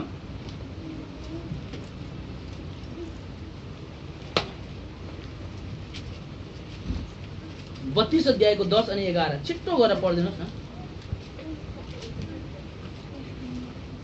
अब मलाई नोह र मेरो क्रोध यिनीहरूमाथि दन्कियोस्, म यिनीहरूलाई भस्म पार्नेछु अनि त्यहाँबाट नै म एउटा ठुलो जाति बनाउनेछु। तर मोसाले परमप्रभु आफ्ना परमेश्वरलाई अनुग्रहपूर्वक भने, हे परमप्रभु, तपाईँले आफ्नो ठुलो सर्वोत्तम र सर्वशक्तिशाली हातले मिस्रबाट निकालेर ल्याउनु भएको आफ्ना मानिसहरूमाथि तपाईँको क्रोध किन यति साह्रै जलेको छ? हेर्नुहोस् त, तपाईँको जब मोसाको दाजु हारून अनि त्यहाँका मान्छेहरूले गल्ती गरे तब मोसा परमेश्वर कहाँ गए, प्रभु आग्रहपूर्वक बिन्ती गरे, प्रभु त्यसो नगर्नुहोस्, यिनीहरूलाई नमार्नुहोस्, तपाईँले हेर्नुहोस् त तपाईँकै हातले यिनीहरूलाई मिस्रबाट निकालेर ल्याएको। यानि कि बिचमा बोलिदिने, इन्टरभेन गर्ने चाहिँ को थिए? मोसा थिए। मोसा यिनीहरूको बिचमा परे अनि परमेश्वरलाई आग्रहपूर्वक बिन्ती गरे अनि त्यही गरेको कारणले गर्दाखेरि तपाईँको हारून बाँचे अनि अरू मानिसहरू बाँचे। अब हामी यहाँ हेर्छौँ गन्तीको पुस्तक 12 अध्यायको 1 पददेखि 15 पदमा एउटा स्त्री छ जसलाई कुशे स्त्री भनेर भनिएको छ। यो स्त्रीको विषयमा पनि हामी अलिकति हेर्छौँ। कुशे स्त्री यस्तो थिए, म तपाईँलाई बताउँछु। गन्ती 12 अध्यायको 1 देखि 10 सम्म 1 देखि 15 सम्म हेर्नुभन्दा तपाईँले पाउनुहुन्छ। यहाँ एउटा स्त्री हुन्छ है। आउनुहोस् न हामी एकपल्ट हेरौँ न।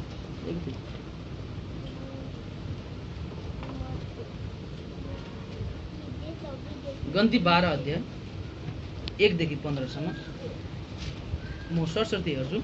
मोसा कि कुशी स्वास्नीको कारणले मिरियम र हारून मोसाको विरुद्धमा बोल्न लागे। हेर्नुहोस् त, मोसाको श्रीमती कुशी स्त्री मोसाको श्रीमतीको कारणले गर्दाखेरि चाहिँ मिरियम र हारून चाहिँ मोसाको विरुद्धमा बोल्न लागे, किनभने तिनले कुशी स्वास्नी ल्याएका थिए। तिनीहरूले भने, हे के परमप्रभु केवल मोसाद्वारा मात्र कुरा गर्नुभएको छ र के उहाँले हामीद्वारा पनि कुरा गर्नुभएको छैन र? अनि परमप्रभुले यो कुरा सुन्नुभयो। मोसा चाहिँ पृथ्वीभरिका सबैभन्दा विनम्र व्यक्ति थिए। परमप्रभुले तुरन्तै मोसा, हारून र मिरियमलाई भन्नुभयो, तिमीहरू तिनैजना भेट हुने पालमा आओ। अनि ती तिनैजना आए। तब परमप्रभु बादलको खामोमा आई भेट हुने पालको ढोकामा उभिएर हारून र मिरियमलाई बोलाउनु भयो। जब ती दुवै अघि आए तब उहाँले भन्नुभयो, अब मेरो कुरा सुन। जब तिमीहरूका बिचमा परमप्रभुको कुनै अगमवक्ता छ तब म त्यससँग दर्शनमा आफैलाई प्रकट गर्छु, त्यससँग सपनामा कुरा गर्छु। तर मेरो दास मोसासित त म त्यसो गर्दिनँ। त्यो त मेरो सबै घरानामा विश्वासी छ। त्यससँग म गुप्त रीतिले होइन तर आम्ने सामने प्रष्टैसँग बात गर्छु र मेरो स्वरूप त्यसले हेर्छ। त्यसै कारण मेरो दास मोसाको विरुद्धमा बोल्न तिमीहरूलाई किन डर लागेन?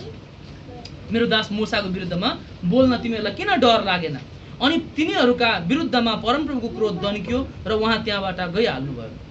हेर्नुहोस् त, अगाडि पढ्दै जानुभयो भने तपाईँले पाउनुहुन्छ। पालमाथिबाट बादल हट्दा मिरियम कोर लागेर हिउँ जस्तै सेती भइसकेकी थिइन्। हारुनले मिरियमलाई हेर्दा तिनी कोरी भइसकेकी देखे। हारुनले मोसालाई भने, हे मेरा प्रभु, बिन्ती छ, हामीले मूर्खता गरेर पाप गरेका छौँ, तर यसको दण्ड हामीले भोग्नु नपरोस्। आमाको गर्भबाट निस्कँदै आधा कुहिएर मरिसकेको जस्तो यसलाई हुन नदिनुहोस्। तब मोसाले यसो भनेर परमप्रभुमा पुकारा गरे, हे परमप्रभु, म आग्रहपूर्वक बिन्ती गर्दछु, त्यसलाई निको पारिदिनुहोस्। 14 तब परमप्रभुले मोसालाई भन्नुभयो, त्यसको बुबाले त्यसको मुखमा थुकिदिएको भए के त्यो 7 दिनसम्म शर्ममा पर्ने थिएन र? त्यसलाई 7 दिनसम्म छाउनी बाहिरै थुनी राख, त्यसपछि मात्र त्यसलाई भित्र ल्याउनु। तब मिरियम 7 दिनसम्म छाउनी बाहिर थुनिन् र मिरियमलाई भित्र नल्याउन्जेल मानिसहरू पनि अगाडि बढेनन्। त्यसपछि 15 पदसम्म हेर्नुहोस् त, हामी यहाँ देख्छौँ कि मोसाको श्रीमती जो चाहिँ कुश देशको थिए, कुश देशबाट मोसाले बिहा गरेर ल्यायो केटी, र यो कुशे स्त्रीलाई देखेर मिरियम अनि हारुनको आँखा जल्यो। यिनीहरूले 12 अध्यायको 2 पदमा तपाईँले देख्नुभयो के हामीसँग चाहिँ परमेश्वर बात गर्नुहुन्न र के मोसासँग मात्रै बात गर्नुहुन्छ? वास्तवमा यिनीहरूले के कम्प्लेन गरिरहेका थिए भन्नुहोस् त? यिनीहरूको कम्प्लेन शक्तिको विरुद्धमा थियो। यानि कि के सबै कुराको शक्ति चाहिँ मोसाले मात्रै पाउनु पर्छ? के त्यस्तो शक्ति हामीले प्राप्त गर्न सक्दैनौँ? यानि कि यिनीहरूले कम्प्लेन गरे सबभन्दा पहिला, they complain against the power. यानि कि त्यो शक्तिको विरुद्धमा तिनीहरूले कम्प्लेन गरे जो शक्ति चाहिँ परमेश्वरले मोसालाई दिनुभएको थियो। र दोस्रो कुरो, उनीहरू आरिसले भरिए, जलनले भरिए। जीवनमा हामी धेरै कुरामा मान्छेहरूसँग जल्छौँ। मिरियम अनि हारुन पनि मोसा अनि उसको पत्नीसँग जले। उयो जल्ने लगे कि कुशे स्त्रीलाई ल्याएर मोसाको बुढी भन्यो यो है, एकदमै जले। जीवनमा मत्ती 27 अध्यायको 18 पदले भन्छ कि जल्नु चाहिँ, यो जलन, ईर्षा, यो ईर्षा नानीलाई बाहिर निकालौँ बहिनीले। आरिस जलन भनेको चाहिँ डरलाग्दो कुरो हो। यसले हाम्रो जीवनलाई स्वाहा पार्छ। अनि तपाईको यो आरिसको कारणले गर्दाखेरि, जलनको कारणले गर्दाखेरि धेरैवटा घर, धेरैवटा परिवार, धेरैवटा जिन्दगी, धेरैवटा समाज बर्बाद भएको छ। किन? आरिस त्यसले त त्यस्तो पो लगाएछ, म पनि त्यस्तै लगाउनु पर्यो। किन? भोलि फेरि त्यसले अर्कै किन्छ, म त त्यसले त त्यस्तो पो लगाएछ, म फेरि त्यही लगाउनु पर्यो। गर्दा गर्दा उसँग त सायद छ होला, उसँग लाखौँ अरबौँ छ होला र उसले लगाउँछ, तर मसँग नभई पनि आरिसले जलेर मैले गर्छु भनेदेखि म त रित्तिन्दिनँ, म त सकिहालेँ त। सिक्किममा यस्तो चलन छ अरे कि छिमेकीले जस्तो गाडी ल्यायो उसले पनि त्यस्तै ल्याउनु पर्छ। त्यही लागि सिक्किमबाट सस्तो गाडी पाउँछ नि। सस्तो गाडी पाउनुको कारण त्यो हो। छिमेकीले नयाँ इनोभा ल्याए, अर्कोले पनि नयाँ इनोभा ल्याइहाल्नुपर्छ। उसले नयाँ तपाईँको जिन्स लगायो, उसले पनि नयाँ जिन्स लगाइहाल्नुपर्छ। यानि कि यो आरिस चाहिँ डरलाग्दो कुरो हो। हाम्रो असफलताको सबभन्दा पहिलो कारण अघि हामीले हेऱ्यौँ, र तेस्रो कारण भनेको चाहिँ आरिस हो। पहिलो कम्प्लेन पनि थियो, अब आरिस पनि हो। त्यसै हरेबल थिङ। मत्ती 27 अध्यायको 18 पदमा हेर्नुहोस् त, म पढ्दैछु, हतार हतार पढ्नुपर्छ है, अब समय छैन, सकिन लाग्यो। 18 पद, किनभने तिनीहरूले यीशुलाई डाहाले नै सुम्पिदिएका हुन् भनी तिनलाई थाहा थियो। हेर्नुहोस् त, यी यहुदीहरूले चाहिँ यीशु मसीहलाई डाहाले यानि कि जेलसीले, डाहाले भरिएर नै यी तपाईँको रोमीहरूको हातमा सुम्पिदिएका थिए। केले यीशुलाई क्रुससम्म पुर्यायो? केले? डाहाले। तपाईँ अनि हाम्रो जीवनमा डाहा छ भनेदेखि हामी पनि क्रुससम्म पुग्छौँ है। डाहाले चाहिँ क्रुससम्म पुर्याउँछ। ईर्षाले क्रुससम्म पुर्याउँछ। क्रुस भनेको मृत्यु, क्रुस भनेको कष्ट, क्रुस भनेको दुःख। यानि कि डाहाले चाहिँ, ईर्षाले चाहिँ हामीलाई दुःख दिन्छ, अरू केही पनि उत्पन्न हुँदैन वचनले भन्छ। र अर्को कुरो पहिलो तिमोथी 6:4 मा हेर्नुहोस् त।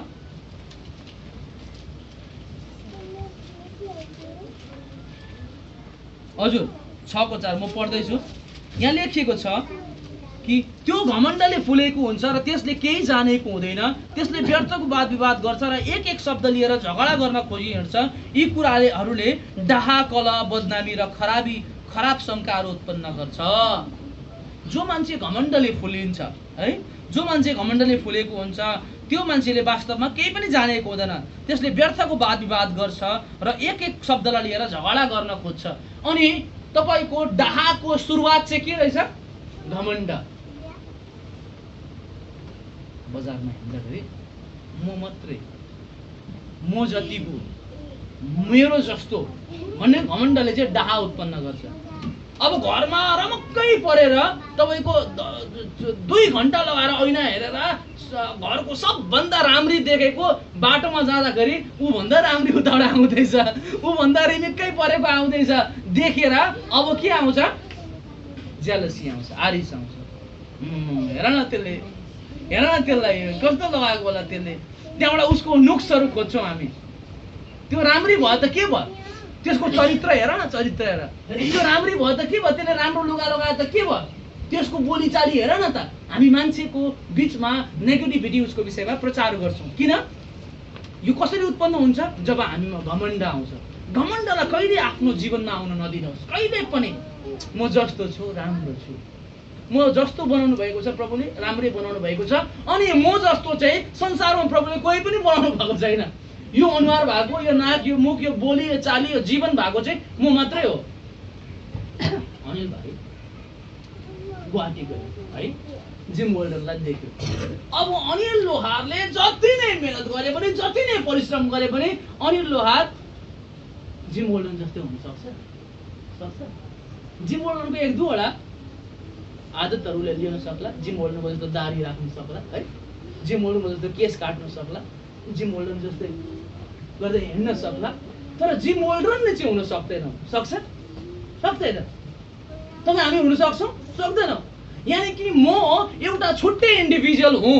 म मेरो छुट्टै इन्डिभिजुअलिटीको लागि चाहिँ खुसी हुनुपर्छ। म जस्तो छु त्यसको लागि खुसी हुनुहोस्। तपाईँ जस्तो हुनुहुन्छ त्यसको लागि खुसी हुनुहोस्। आराम मान्नुहोस्, धन्यवाद दिनुहोस्। तपाईँको शरीरको अङ्गहरूलाई घृणा नगर्नुहोस्। त्यसले तपाईँलाई दुःख दिन्छ अनि त्यसले तपाईँको जीवनमा अशान्ति र आरिस, डाहा जन्माउँछ। मेरो चाहिँ नाक किन यति ठुलो? एकपल्ट असन्तुष्टि भयो तपाईँको जीवनमा है, एउटा असन्तुष्टि। अब त्यसले तपाईँले जब पनि चिटिक्क परेको नाक भएकोलाई देख्नुहुन्छ के लाग्छ? आरिस हुन्छ। मेरो चाहिँ यत्रो ठुलो, हेर न नाकमा हालेर यत्रो च्याप्टो बनाइदिनु। यानि कि घमण्डले, असन्तुष्टिले, अतृप्तिले चाहिँ हामीलाई डाहा गर्न लगाउँछ। यसै कारण यी कुराहरूलाई आउन नदिनुहोस् है। अब सकिहाल्यो। अब हारूनले यत्रो उपद्रव गरे, के गरे? सुनको बाछा बनाए, मान्छेहरू इजरायलीहरूलाई भड्काए, सारा इजरायलीलाई तपाईँको सुनको बाछा पुज्न लगाए, नाचगान गरेर मातेर तपाईँको दुनियाँभरको दिवाना कुराहरू गर्न लगाए। अब हारून र पनि बाँच्छन्। हारूनलाई परमेश्वर र पनि बचाउनुहुन्छ। किन? अब यहाँ एउटा कुरो छ है, रहस्यको कुरो त अब पो निक्लिँदैछ त प्रिय। अब कान खोल्नुहोस्, चिम्रिने आँखाहरू पनि खोल्नुहोस् है। तपाईँको निदाउने शरीरलाई तपाईँको अलिकति झसङ्ग पार्नुहोस् है। अनि हामी अब हेरौँ कि हारून चाहिँ यी सबै कुरा भएर पनि, यी सबै कुरा दुःख तपाईँको पीडित भएर पनि, यी गल्ती गरेर पनि हारून चाहिँ किन बचाइए त? किन हारूनलाई परमेश्वरले बचाउनु भयो त? 12:11 पढ्नुहोस् त। गन्तीको पुस्तक 12:11 म तपाईँलाई यसको उत्तर यहाँबाट दिन्छु। गन्ती 12:11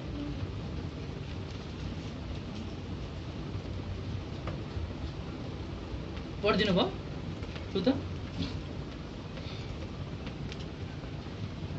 11 हो त।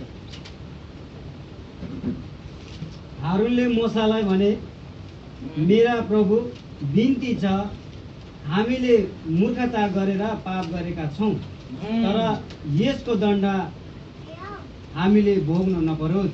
हजुर अब हेर्नुहोस् त, यहाँ तपाईँले देख्नुहुन्छ हारूनले गल्ती गरे, हारूनले अपराध गरे, तर हारूनले के गरे? पश्चाताप गरे। एरन वाज ए पेनिटेन्ट म्यान भन्छ अङ्ग्रेजीमा, पेनिटेन्ट यानि कि तपाईँको पश्चातापी थिए उनी, एउटा पश्चातापी मान्छे थिए, नम्र मान्छे थिए। हेर्नुहोस् त, मर्नै लागेका थियो, परमेश्वरको श्राप उनीमाथि आउन लागेको थियो। उनको बहिनी मिरियमलाई त तपाईँको कोर लाग्यो, सेतो हिउँ जस्तै सेतो भयो, 7 दिनसम्म तपाईँको घरको बाहिर निकाली पनि दियो। त्यो समयमा कोर लागेको मान्छेलाई तपाईँको घरको बाहिरै तपाईँको अलग्गै रुममा राखिन्थ्यो 7-8 दिनसम्म। अनि त्यहाँबाट त्यो मान्छेलाई ल्याएर मुख्य पुजारीलाई चेक गराउनु पर्थ्यो, अनि राम्रो भएछ, यो मान्छे ठिकै भएछ भनेपछि त्यहाँबाट त्यो मान्छेलाई फेरि घरमा राखिन्थ्यो। स्त्रीहरूलाई पनि त्यसै गरिन्थ्यो है। अरू छ त्यहाँ। अब ह्युम्यानिटी इज अ रियल की, यानी कि नम्रता चाहिँ सबैभन्दा ठुलो चाबी हो। रोमी 12 अध्यायको 3 पदमा हेर्नुहोस् त, किनभने मलाई दिएको अनुग्रहद्वारा तिमीहरू मध्ये हरेकलाई म आग्रह गर्दछु, जसले आफूलाई जस्तो सम्झनु पर्छ त्यसभन्दा बढी नसम्झोस्, तर परमेश्वरले हरेकलाई दिनुभएको विश्वासको नाप बमोजिम सन्तुलित विचारले सोचोस्। यानी कि हरेक मान्छेभित्र यदि नम्रता छ भनेदेखि, नम्र हुनु एउटा मान्छे जानेको छ भनेदेखि उसले जीवनका अनमोल कुराहरू प्राप्त गर्छ। घमण्डी मान्छे दैलोबाट छिर्दैन, छिर्छ? सानो दैलोबाट छिर्छ? छिर्दैन। घमण्डी मान्छे किनकि ऊ झोक्नै चाहँदैन। अनि जो झोक्न चाहँदैन, अब 6 फुटको मान्छे छ यहाँ, अनि 4 फुटको दैलो छ, अनि ऊ चाहिँ घमण्डी छ, अनि ऊ चाहिँ तपाईँको स्पिड आएर सिधै छिर्न चाहन्छ भनेदेखि टाउको त भित्रै छोडिन्छ होइन, शरीर मात्रै बाहिर निक्लिन्छ। यानी कि नम्रता चाहिँ सबैभन्दा ठुलो चाबी हो प्रिय। यदि हामी झुक्न जानेका छौँ भनेदेखि हामी ठोकिँदैन। कति सजिलो कुरो। यदि तपाईँ अनि म झुक्नु जानेका छौँ भनेदेखि हामी ठोकिँदैनौँ कहीँ पनि। हारून झुक्नु जाने, गल्ती गरे हो, मैले गल्ती गरेँ प्रभु, तर मलाई क्षमा गर्नुहोस्, मलाई नाश नगर्नुहोस् हारूनले भने। ठिकै छ भन्नुभयो प्रभुले। ठुलो कुरो। जिन्दगीमा उठ्न पनि सिक्नुपर्छ अनि झुक्न पनि सिक्नुपर्छ, तर हर समय झुक्ने प्रयास गर्नुहोस्, किनकि जुन चाहिँ फल रुखमा चाहिँ फल लागेको हुन्छ त्यो जहिले झुकेको हुन्छ। न फल नभएको रुख चाहिँ सुरिलो हुन्छ, अल्गो न अल्गो हुन्छ। चढेर पनि के गर्नु है, सुरिलो अल्गो न अल्गो, तिखो न तिखो रुख हुन्छ, तर एउटै पनि फल हुँदैन। तर जुन चाहिँ रुखमा चाहिँ फल हुन्छ त्यो चाहिँ लत्रक्कै झुन्डिएर यसो टिप्दा पनि एउटा फल टिप्न सकिने हुन्छ। यसै कारण फल भएको रुख हुने प्रयत्न गर्नुहोस्, अनि फल भएको रुख चाहिँ जहिले झुकेको हुन्छ। आफूलाई झुकाउने प्रयत्न गर्नुहोस्। हारून यसै कारण बाँचे किनकि उनी पश्चातापी र नम्र मान्छे थिए। यहाँ हेर्नुहोस् त, पत्रसलाई हामी हेरौँ। पत्रस एउटा व्यक्ति थिए जसलाई प्रभु यीशु मसीहले भन्नुभयो कि ए पत्रस, तिमीले मलाई 3 पल्ट इन्कार गर्नेछौ भाले बाँच्नुभन्दा अगाडि। वास्तवमै पत्रसले 3 पल्ट इन्कार गरे। 1 पल्ट, 2 पल्ट, 3 पल्ट। जब 3 पल्ट इन्कार गरिसकेपछि हामी लुकाको पुस्तकमा हेर्छौँ, 3 पल्ट इन्कार गरिसकेपछि के गरे? पत्रसलाई प्रभु यीशु मसीहले हेर्नुभयो। तेस्रो भाले जब कुकुरै कहाँ गएर भाले बाँच्यो, तब यीशु मसीहले यसो पत्रसलाई हेर्नुभयो। पत्रसले पनि यीशु मसीहलाई हेरे। तब पत्रस गएर डाको छोडी वचनले भन्छ धुरु धुरु रोए, धुरु धुरु रोए, डाको छोडी रोए, आफ्नो नाक रगडी रोए। नाक रगडेर रोनु कस्तो होला? कस्तो गल्ती मैले गरेछु, दिवालमा आफ्नो नाक रगडी धुरु डाको छोडेर पत्रस रोए।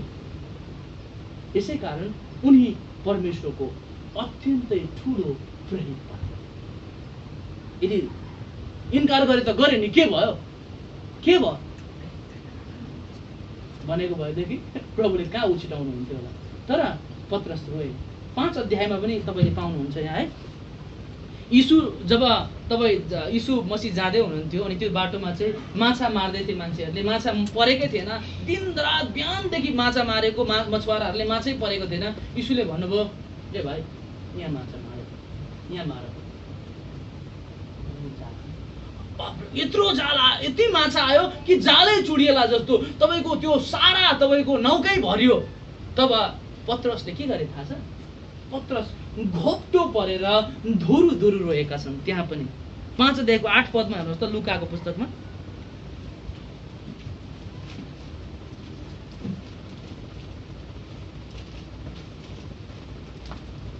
यो देखेर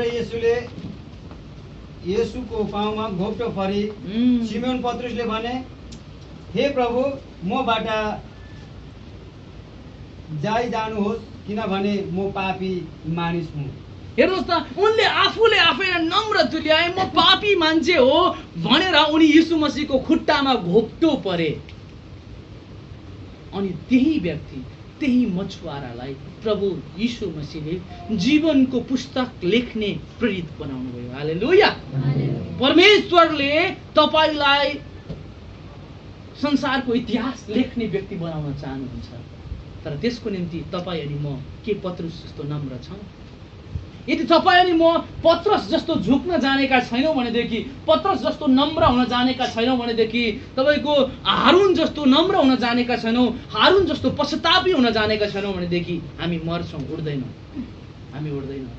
तर उठ्ने, आकाशमा उड्ने पक्षीहरू चाहिँ पृथ्वीका कुराहरूमा मन लगाएर त्यसमा भुलिँदैनन्, त्यसलाई बिर्सिन्छन् अनि त्यसको निम्ति पश्चाताप गर्छन्, रुन्छन्, कराउँछन् अनि घोप्टो पर्छन्। परमेश्वरले तपाईलाई आशिष दिनुहुन्छ है। यहाँ हामी देख्छौँ 40 सालको जब अन्त्य भयो, 40 सालको अन्त्यतिर यिनीहरू बेसी कन्फिडेन्ट भए। जब अन्त्य सकिहालेँ मैले, मोसा अनि हारुन भयङ्कर परमेश्वरको दास, हर कुरामा बाँचेको, हर कुरामा परमेश्वरले साथ दिनुभएको, तर 40 सालसम्म त्यो मरुभूमिमा घुम्दा मेरीबे भन्ने ठाउँमा आएपछि इजरायलीहरू फेरि गनगनाए। मेरीबे भन्ने ठाउँमा आएपछि इजरायलीहरू गनगनाए अनि परमेश्वरले हामीले पानी खानु पाएनौँ भने, अनि परमेश्वरले भन्नुभयो, ए मोसा जा गएर त्यो चट्टानसँग बोल, अनि चट्टानसँग बोल्नु भनेर बोल अनि चट्टानले तँलाई पानी दिनेछ। तब मोसा गए, आफ्नो हातबाट लट्ठी लिए, लट्ठीले ड्याङ्गै हिर्काए, पानी त निक्लियो, तर मोसाले परमेश्वरको आज्ञा उल्लङ्घन गरे। 40 सालमा सायद किन यिनीहरूले गरे भन्दाखेरि सायद यिनीहरू बेसी ओभर कन्फिडेन्ट भयो होला। हामी जीवनमा धेरैपल्ट ओभर कन्फिडेन्ट हुन्छौँ, जति हुनुपर्ने त्योभन्दा बेसी। म त जानिहाल्छु नि, के को यस्तो नाथे एक्जाम त दिन रात लेखेको, हामीले 10वटा एक्जाम लेखेर बसेको को जस्तो लाग्यो है। ओभर कन्फिडेन्ट भयो, भरे जाँदा चाहिँ यो त मैले पढेकै थिइनँ, यो त मलाई थाहै थिएन। Over confident. मोसा अनि हारुन पनि ओभर कन्फिडेन्ट भयो। के भयो, अस्ति त हामीले हिर्काएरै पानी निकालेको, आज बोल्नु भन्नु त के भएर हिर्काएरै निकाल्छौँ हामी, हिर्काएरै निकाल्यो, पानी त निक्ल्यो, तर परमेश्वरको आज्ञा तोडियो। अनि यिनीहरूको ओभर कन्फिडेन्सको कारणले गर्दा परमेश्वरको आज्ञा तोडियो। र यही नै समय हो जब तपाईँ अनि म होसियार हुनुपर्छ।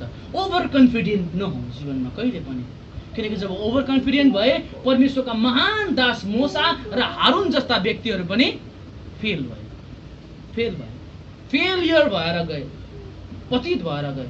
यानि कि उनीहरू त्यो दुध अनि मह बग्ने देशमा तिनीहरू पुग्न पाएनन्, तिनीहरू त्यहाँ जानै पाएनन्। र अर्को गल्ती तिनीहरूले के गरे भन्दाखेरि हामी नै हो सबभन्दा ठुलो, यो गर्ने मै हो भन्ने। They took Moses and Aaron took the glory unto themselves. यानी कि आफैले गरेको जस्तो उनीहरूलाई लाग्यो, तर गर्ने चाहिँ को हुनुहुन्थ्यो? परमेश्वर। बेसी ओभर कन्फिडेन्ट भएर आफूलाई क्रेडिट नदिनुहोस्। म जे पनि छु परमेश्वरको कारणले यहाँ छु। जहिले यो कुरा नबिर्सिनुहोस्, कहिले नबिर्सिनुहोस् कि तपाईको अवस्थिति, तपाईँ तीक्ष्ण भएर, तपाईँ ब्रेनी भएर, तपाईँ ज्ञानी भएर, तपाईँ पढालेखा भएको कारणले गर्दा, तपाईँको अनुहार राम्रो भएको कारणले गर्दा तपाईँ यहाँ भएको होइन। तपाईँ यहाँ यसै कारण हुनुहुन्छ किनकि परमेश्वरले तपाईँलाई यहाँसम्म ल्याउनु भयो। आमेन। परमेश्वरले तपाईँलाई यहाँसम्म ल्याउनु भएकोले मात्रै तपाईँ यहाँ हुनुहुन्छ। तपाईँको ज्ञान अनि बुद्धि, तपाईँ जस्तो 10 पढेको मान्छेहरू ऊ त्यो बाटोमा हेर्नुहोस् न, 20-25 जना छ, हजारौँ जना छ। तपाईँ जस्तो ग्रेजुएसनको सर्टिफिकेट बोक्नेहरूको त घुइँचो लाइन लाग्छ बागडोगरामा। तर किन तिनीहरू बाटोमा अझै पनि काम खोजिरहेका छन् अनि तपाईँ चाहिँ अरूलाई काम दिँदै हिँड्दै हुनुहुन्छ? किनकि परमेश्वरले तपाईँलाई चलाउनु भयो, उनीहरू छोडिएका छन्। परमेश्वरलाई चलाउन दिनुहोस् आफ्नो जीवनलाई। र यहाँ हेर्नुहोस् त, अन्त्य गरौँ होला। अब म धेरै लामो जाँदिनँ। अन्तिममा एउटा पद पढ्छु र अन्त्य गर्छु ल। अब हामीले हारुनले के गरे? हारुनले मोसाको कमजोरीमा उनलाई साथ दिए। हारुनले मोसाको हर तपाईँको कमजोरीहरूमा उनी हारुन मोसा सँगसँगै हिँडे र यसले हामीलाई यो शिक्षा दिन्छ। र पनि उनी फेल भए। यसले हामीलाई एउटा शिक्षा दिन्छ कि हामी पनि एज अ टिम काम गर्नुपर्छ। तपाईँ अनि म पनि एउटा टिमको रूपमा काम गर्नुपर्छ। हामीसँग सबैसँग आफ्नै ट्यालेन्ट छ। उसँग आमासँग आफ्नै ट्यालेन्ट छ, सुजासँग आफ्नै ट्यालेन्ट छ, उहाँसँग आफ्नै ट्यालेन्ट छ, उहाँसँग आफ्नै ट्यालेन्ट छ, उहाँसँग आफ्नै ट्यालेन्ट छ। हर मान्छेसँग आफ्नो आफ्नो ट्यालेन्ट छ। मै गजबकै हुन सक्दिनँ, सब मै जान्दैछु। म नक्सै बनाउन जान्दिनँ, कहिले जानिनँ। मैले हात्ती बनाउनु कहिले जिन्दगीमा जानिनँ।